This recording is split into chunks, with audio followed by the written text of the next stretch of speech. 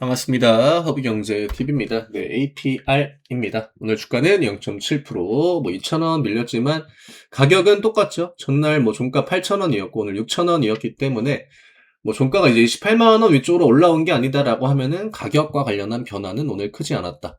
수급 변화 있나요?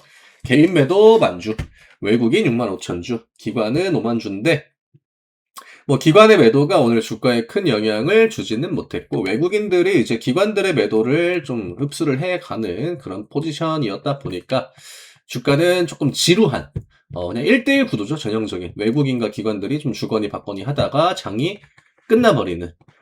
돈이 계속 들어오기는 하더라고요, 장중에 보니까. 위쪽으로 시도를 하거든요. 근데 그게 이제 오늘은 또 뭐가 강했냐. 삼전 하이닉스가 워낙 또 강하다 보니까, 코스피에 있는 종목들이 뭔가 이렇게 좀 길을 펴기가 굉장히 어려운 날이었고, 이런 날이 꼭 있죠. 그 다음에 또 이제 하이닉스 실적 발표가 이제 좀 있으면 또 있다 보니까 이번 주에 그쪽으로 조금 더 투심이 좀 집중되었다라고 볼 수 있겠죠. 오늘 실리콘투는 음봉이 나와줬고, 오늘 아모레들이 양봉이 나왔습니다. 네. 이런 식으로 세게 나온 건 아닌데 코스메카도 오늘 양봉을 보여줬죠. 화장품 쪽으로 실적에 대한 기대감은 어쨌든 이런 종목들을 통해서 누가 많이 오르고 적게 오르고 이걸 보려고 하는 게 아니라 화장품에 대한 기대감이 시장에 유지가 되고 있는지 이런 거 체크하려고 보는 거거든요. 애초에 시장에서 완전하게 그냥 팽당했다라고 하면 그러면 섹터로 돈이 그냥 안 들어오겠죠. 그나마 좋은 APR만 좀 버티고 있겠죠. 근데 지금 패턴을 보면 APR의 주가가 크게 오르지 못해도 화장품 내에서 오히려 APR보다도 기대감이 좀 없다라고 하는 그런 종목들이 이렇게 양봉을 보여주는 거는 긍정적인 데이터다. 내일 LG 생활건강이 실적 발표를 할 겁니다. 네. 얘는 이미 많이 좀 힘들죠. 안 건강하잖아요. 네. LG 생활건강이지만 주가 자체가 이미 좀 병에 많이 걸려있는 그런 상태이기 때문에 LG 생활건강의 실적이 APR한테 중요하진 않을 것 같고요.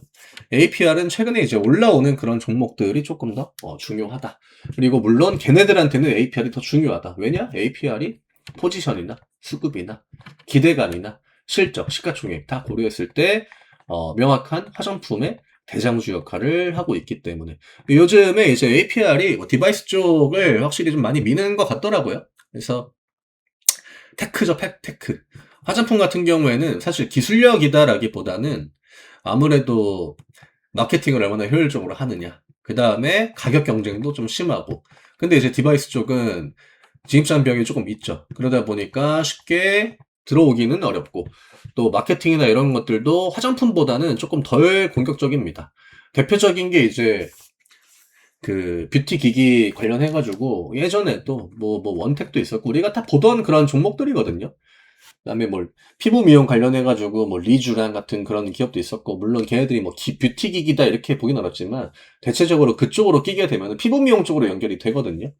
근데 APR이 이런 전략을 취하는 거는 화장품은 어쨌든 경쟁이 좀 심하잖아요. 최근에 그 구다이 글로벌도 지금 계속 IPO 시도하고 있다라고 하는데 걔도 화장품 쪽에서는 APR급인지는 잘 모르겠어요. 근데 그래도 APR이랑 비벼볼 만한 대어거든요.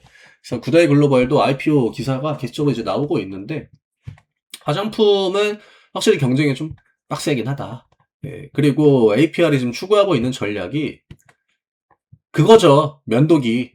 그러니까 면도기를 우리가 살 때 그냥 그게 그 완품이 아니잖아요. 면도기 이렇게 있으면은 이거는 날은 떼가지고 사지 않습니까? 남자분들은 다 아시겠지만.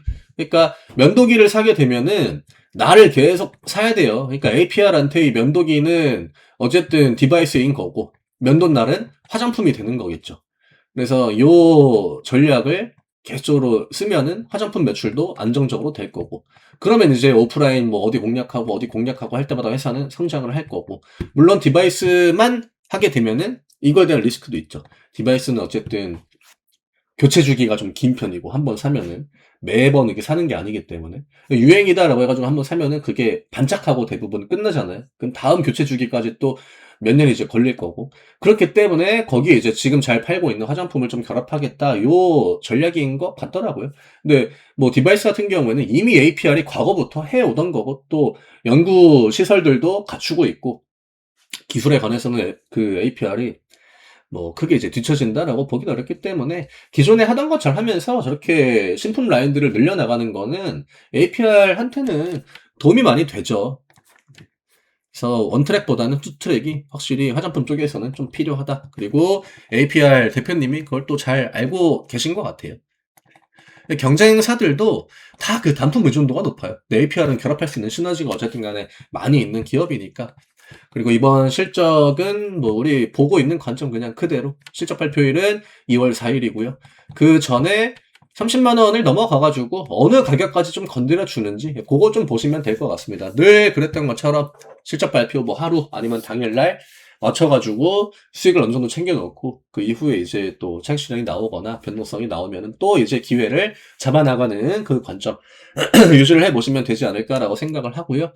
근데 장기 투자자분들 입장에서는 결국에는 실적 발표를 하고 나서 변동성이 나온다라고 해도 시간이 지나면 주가는 또 올라갑니다.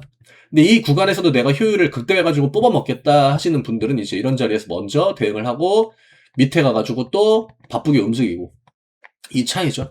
평단이 뭐 7만원, 8만원, 뭐 10만원, 이런 분들한테 뭐 실적 발표하는 구간에서 그렇게까지 막 디테일한 대응을 할 필요까지는 없다라고 생각을 하는데, 다만 이제 뭐 변수는 늘 있기 때문에 실적 발표하고 주가가 좀 한번 뭐 강한 조정이 나와준다. 뭐 실적에 대한 기대감이 생각보다 좀 낮았다라고 하면 뭐 한 달, 두 달까지도 하락이 또 이어질 수 있잖아요. 그런 것들 때문에 아무래도 평단이 높은 분들은 좀 빠른 대응을 하는 게 아무래도 수익적으로도 메리트가 좀 높다. 이 정도로 보시면 될 것 같습니다. 저희 신년맞이 새해 특가 이벤트, 네, 지금 또 진행 중에 있거든요. 저희가 지난주부터 해가지고 수익을 또 엄청나게 열심히 챙겼고, 포트폴리오 공격적으로도 채워나가고 있습니다. 좋은 종목들로. 이럴 때 또 이런 이벤트 기회 활용하시면은 포트폴리오 꾸려나가기에도 굉장히 편하니까 지금 시장 기회가 또 많이 여기저기서 또 나와주고 있잖아요. 예, 그런 기회를 이런 이벤트 기회 활용하셔가지고 한번 같이 한번 잡아보셨으면 합니다. 저는 내일 다시 또 인사드리도록 하겠습니다. 감사합니다.